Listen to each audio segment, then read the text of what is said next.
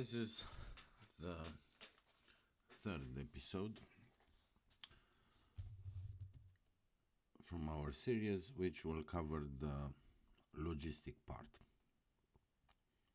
How to choose the right transport partner, how pallets would look like, type of vehicles, and all sorts of things. First of all, we should split everything into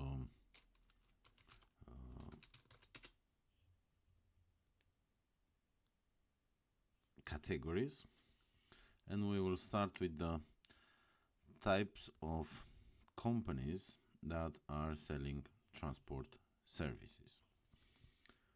On one side, you have platforms like Courier Exchange, for example, which is an aggregator, if you want, or a marketplace between companies that they want to transport different goods and transport companies.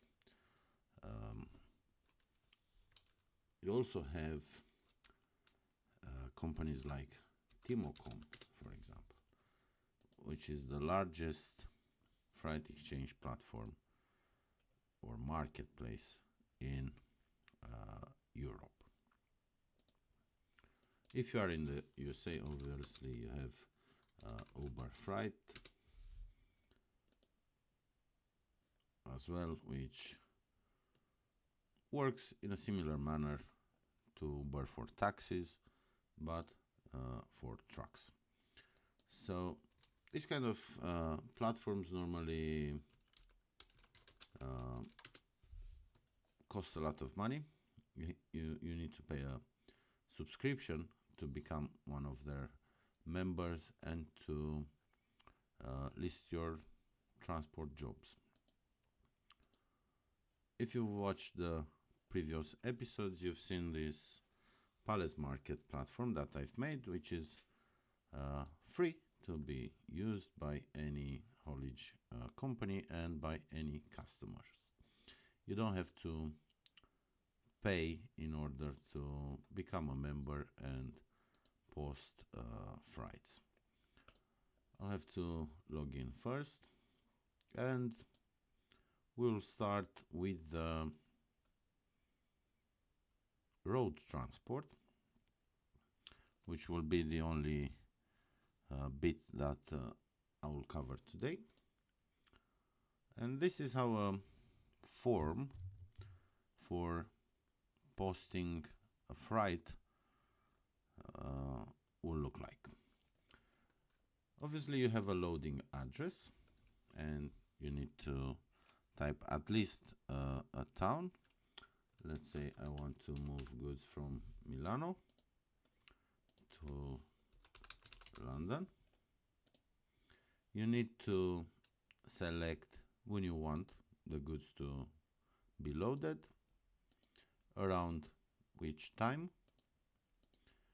If you need any pre-bookings, like to be called by the driver 2 hours prior to arrival, 4 hours, 8 hours, and so on.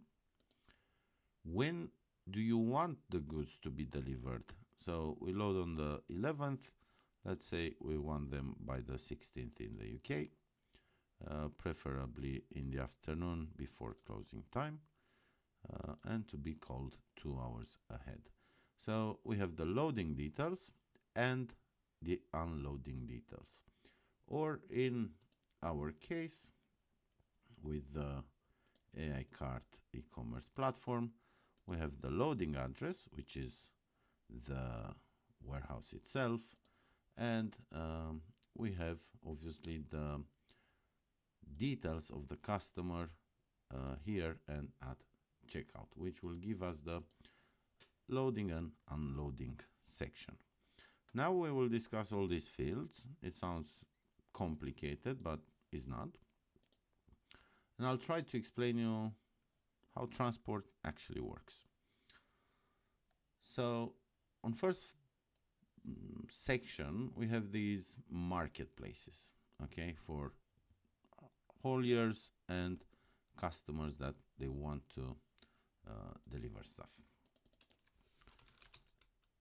The next category is freight forwarders, and I'll show you how to differentiate a normal transport company from a freight forwarder. I'll just search freight forwarder directly because I don't want to keep you for too long, and I'll explain you how or why it's different from a normal transport company. First of all, you will see all sorts of ships or airplanes or services like air freight forwarding. Yeah, you won't see only trucks normally. Or this is another huge company, DSV, okay, which is a freight forwarder. Nothing wrong with them, but see this company here. They do exports, Europe, USA, everywhere, road, everywhere, sea, everywhere. Obviously, they don't own any ship. Okay, shipping companies are just a few, 8, 10 at number, and they're huge, like Maersk, CMC, and so on. Obviously, they don't own any airplanes or trains. Otherwise, you would have known about it. So this is clearly a freight forwarding company, and the reason why you want to stay away from freight forwarding companies, not this one in particular, is because say the transport of a pallet costs £100. A freight forwarder can give it to you, sell it to you for £200 or £150. So they're basically like real estate agents. So they know where the house is and they know the buyer. In transport, they are called freight forwarders. So they know where the freight is and they know the transport company. We'll stick to transport company term because obviously you have sea, air, and so on. So when you see the website of a transport company offering you a very wide range of services, something is wrong. It's a freight forwarder and you want to stay away. On the other hand, if you put haulage company, you'll find all sorts of companies. Now, we don't know if this one is a freight forwarder or not, but we can see their fleet, and probably they will also have partners that they work with. So there are some kind of freight forwarders. We don't know. We have to speak with them first. But just ask them, do you also do freight forwarding? If they say yes, then move on. Unless they deliver the products for you with their own fleet, like this company seems to do. Well, now look into the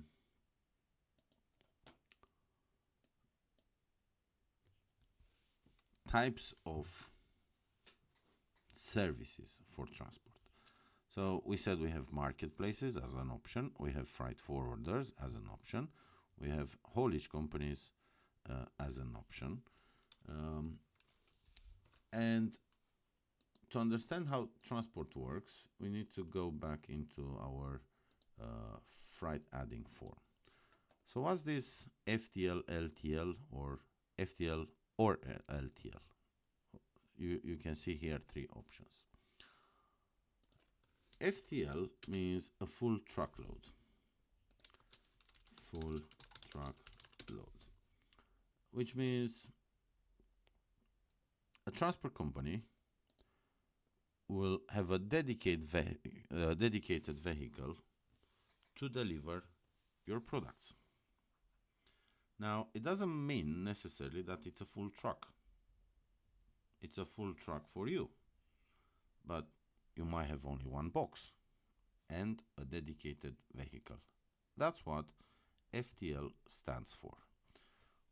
While LTL, less than truckload, it means they will put more customers into a truck, the goods of more customers into a truck, and deliver them.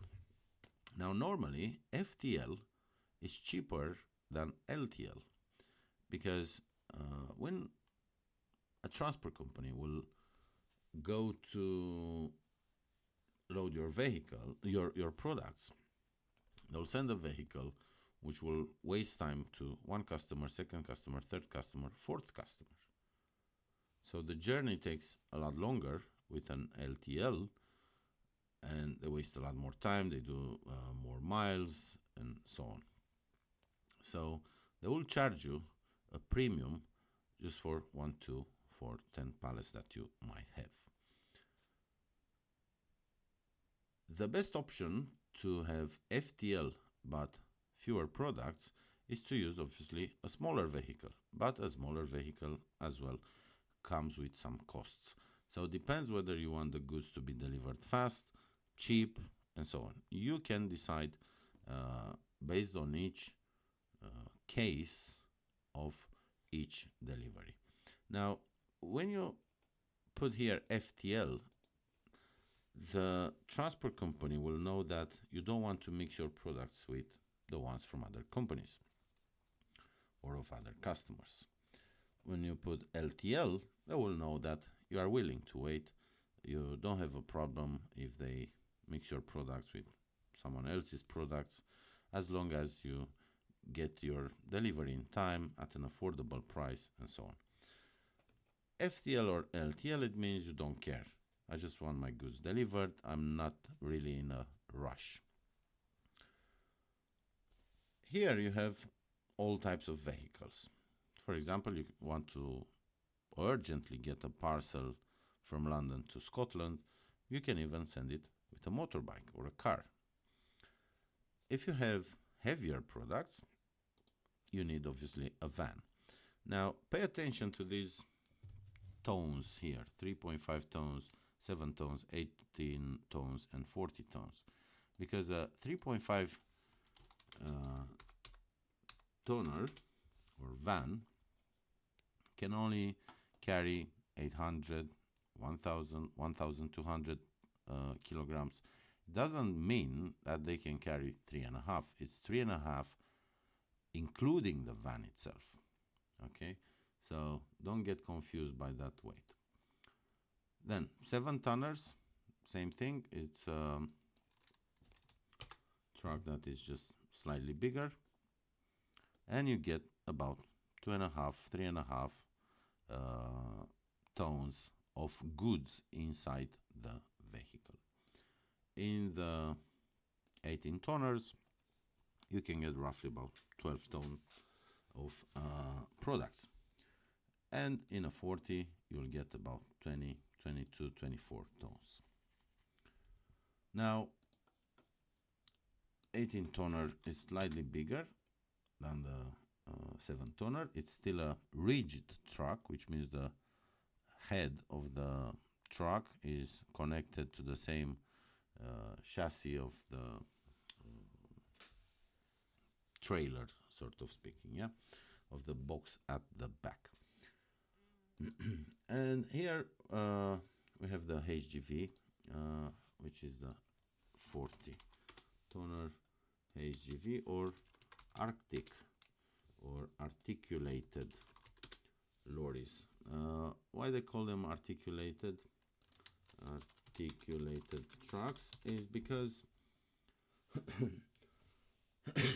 sorry, you can actually see if I put turning, see the tractor is not in a rigid format with the trailer. Yeah, you can go left and right, and the trailer is kind of independent from the tractor itself. Yeah. That's the big lorry. Now,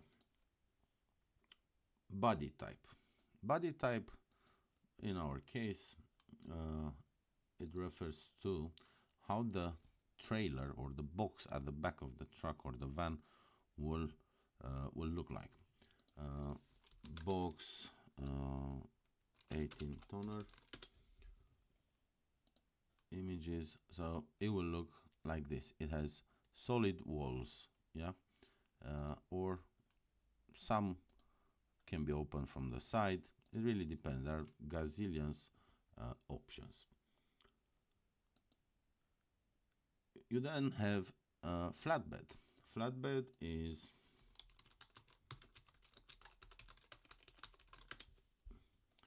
this kind of vehicle. Yeah, it's normally used to transport timber, bricks, and all sorts of things, building materials in general. You have the skeletal truck, which is normally used to transport containers, like you can see over here. You have curtain side, which means it has this curtain that you can pull on one side and on the other side, obviously, and sometimes even the top can be retracted. You have the temperature controlled,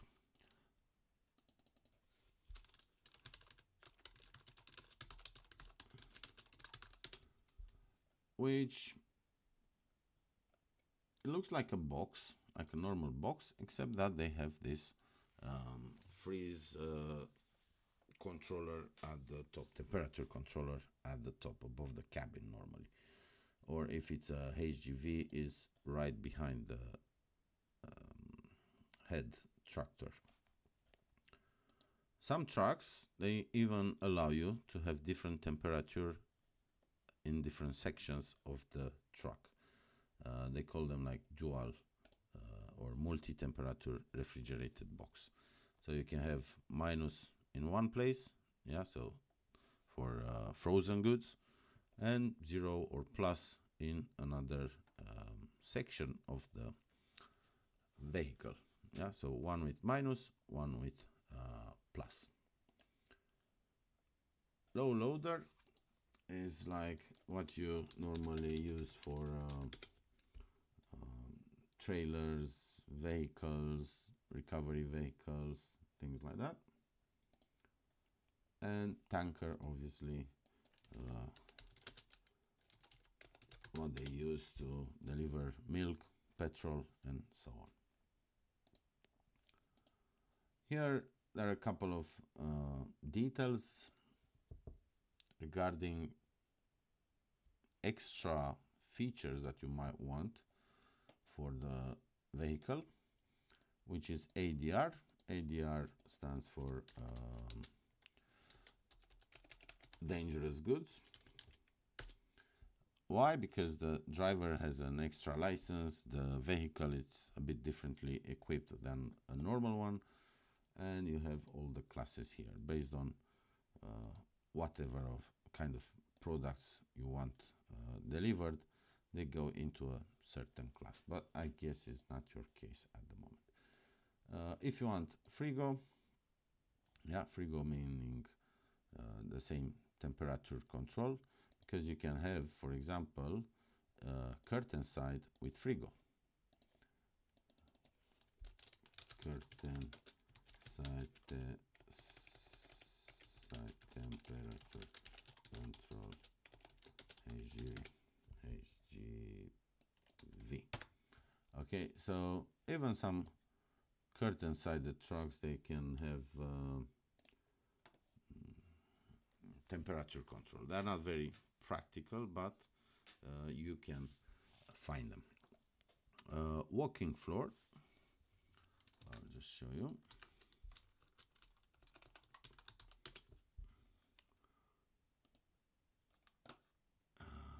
Don't know if we have a picture over here. Walking floor HGV. Can't find one right now, but I guess you won't need it anyway at this point. Tail lift. Tail lift truck. It's a truck with a lift at the back. It's very good for shop deliveries and heavy products normally, where you don't have a forklift. High up is like a crane, yeah, or you can use a moffat. Depends whereabout are you, in which country you are. It's not very popular everywhere. This is a moffat, and that's why you will have it connected to your truck, especially for building materials and heavy stuff. If you don't want to handball the products, or you don't want a crane around, you can use a moffat. Again, it's not very popular everywhere. Container, obviously it's a container. High roof, HGV. It's like an extra tall vehicle, which I can't see here. Probably something like this, I will say.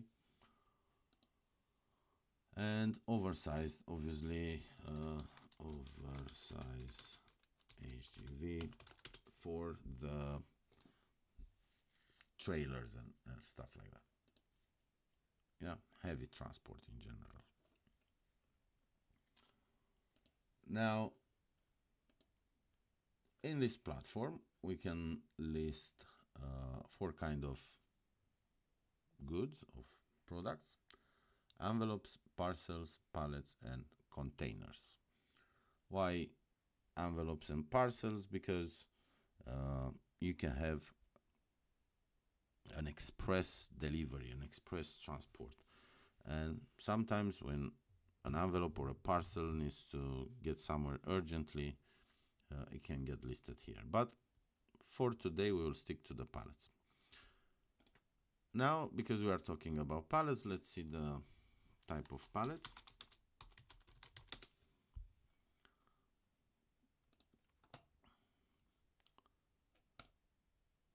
So you'll have, 1 second, let me find the proper example. Let me put quarter pallet.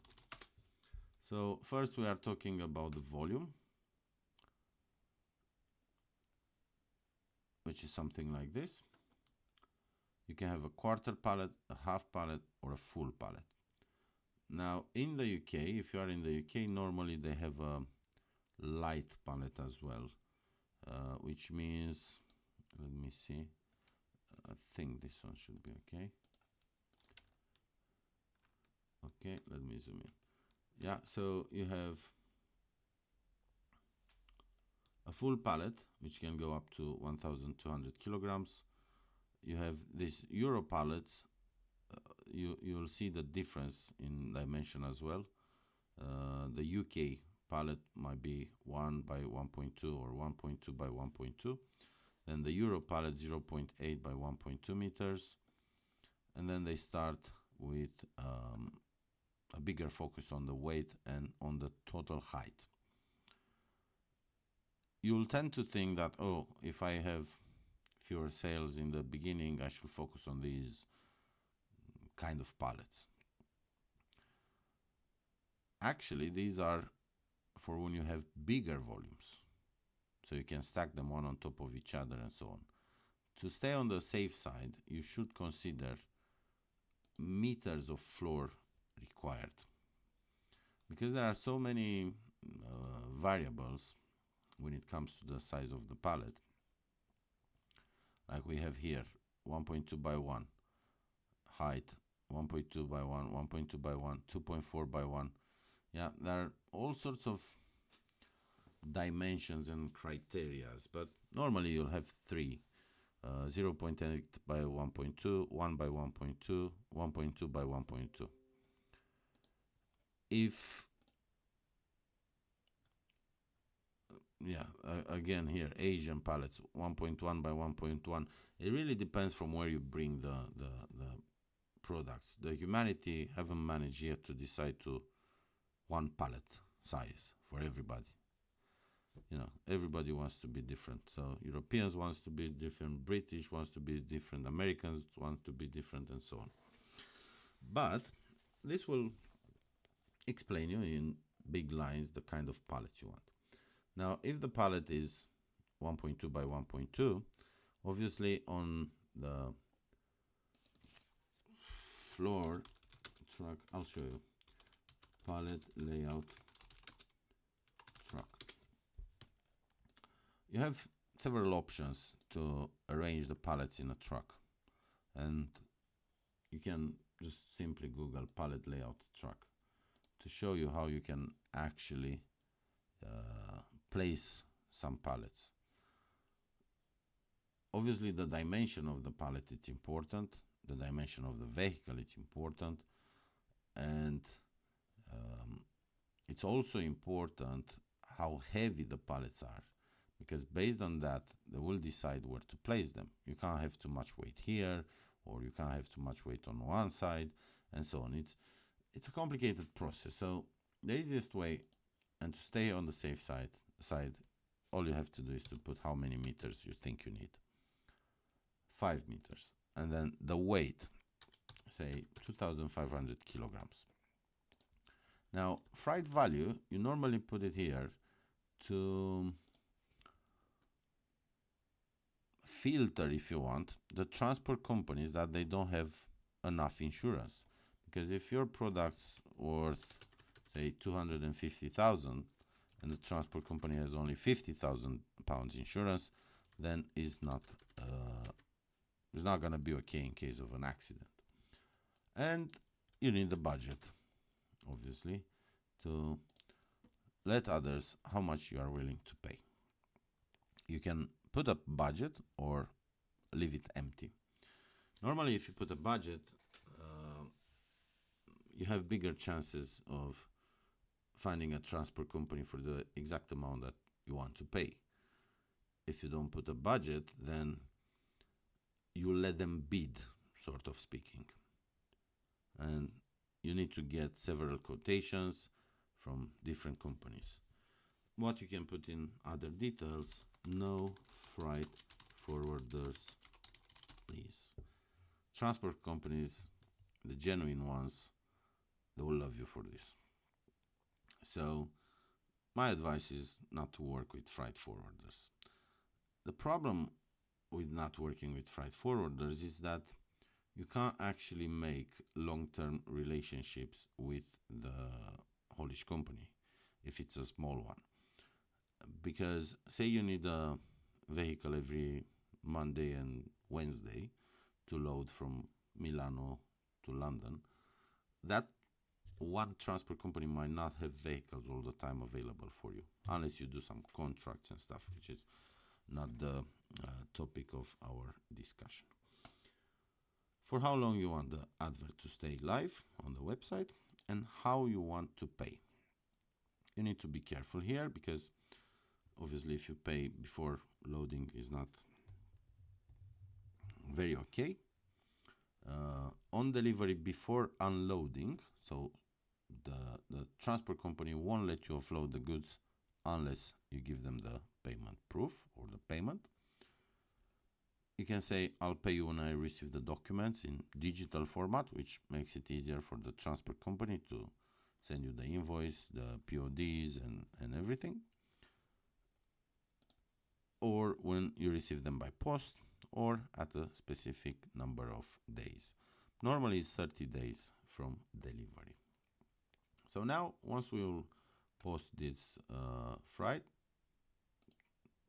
so the form expired, we've wasted too much time.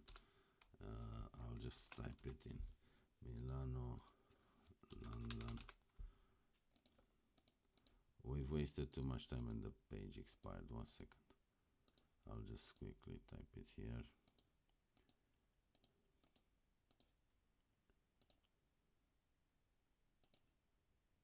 I'll just put like that. category pallets, we set 5, 10, 2,500 kilogram, 250,000 pounds, 750 euro budget, demo, no freight forwarders, please. Okay, so 30 days, add. So now our freight is listed here. You'll see 0 offers. Let me log in into another browser to show you the logic.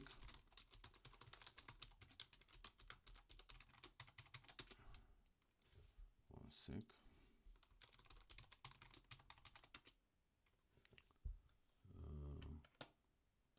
Click here for dashboard, log out. Okay, now if I go in freights, I have to approve it as admin. 1 second. I have to move this. 1 sec.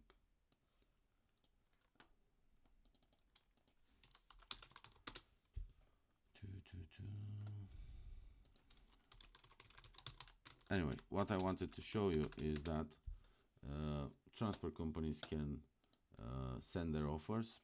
I'll have to approve it, but I'm not gonna waste your time now. Let's suppose that was your freight. You just select when you can load, unload, for how much time your offer is valid, when do you want the payment, how you will transport it, with what kind of vehicle, how much money you want, and blah blah. My name is, I'm contacting you from. Send, and that's it. So this is one method of doing it through marketplaces. Then you have the freight forwarders, you have the normal transport companies, and you have one more thing, which is called pallet network. And I'll show you how pallet network works. Normally they have a huge distribution hub. And let's go on maps.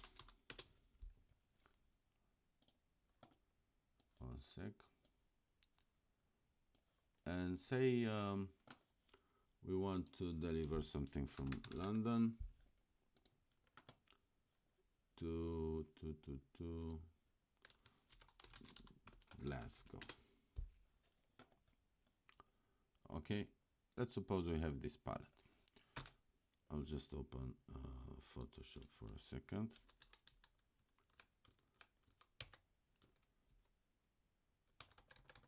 Right, so let me zoom in and close these. Okay, so what we need is to move a pallet from here to here, or let's do it with colors to understand it easier. From here to here.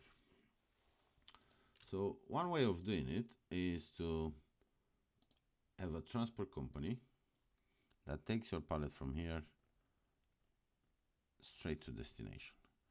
That normally is FTL,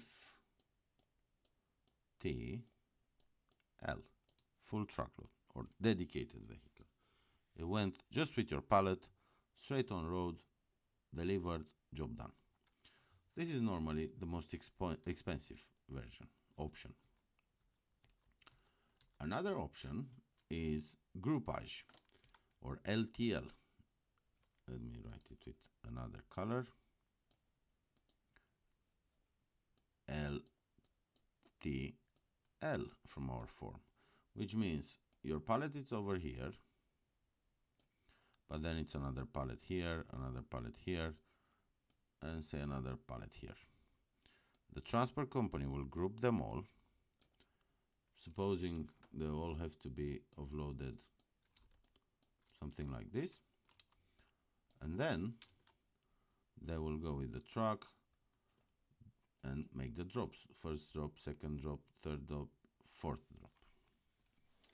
So that's LTL or groupage. Another option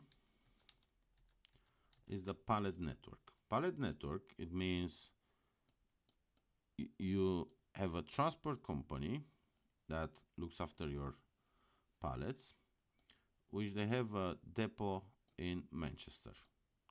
And if we look to the images, pallet network will look something like this.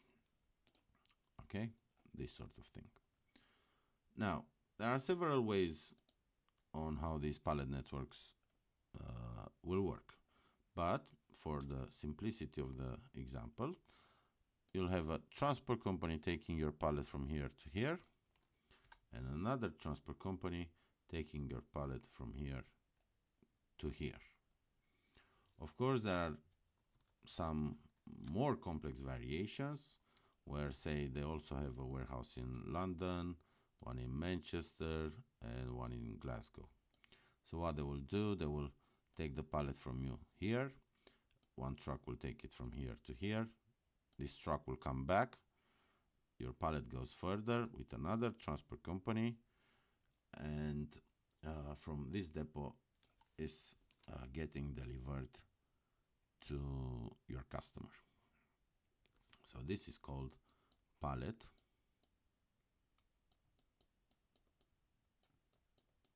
network. Okay. Now, these pallet networks, they consist of several transport companies and several warehouses. So you can have a transporter here, here, here, here, here, in all sorts of areas. That's how they will normally look like. Okay, so you can also have warehouses, several warehouses across the UK, making it easy for them to combine your pallet to the nearest warehouse, this warehouse to these warehouses, and to your customer. That sort of logic. But obviously each pallet network has a different working mechanism, and it might vary. This is just a rough idea on how they normally operate. These pallet networks, say something like this. Here we have a proper pallet network drawing. Okay, so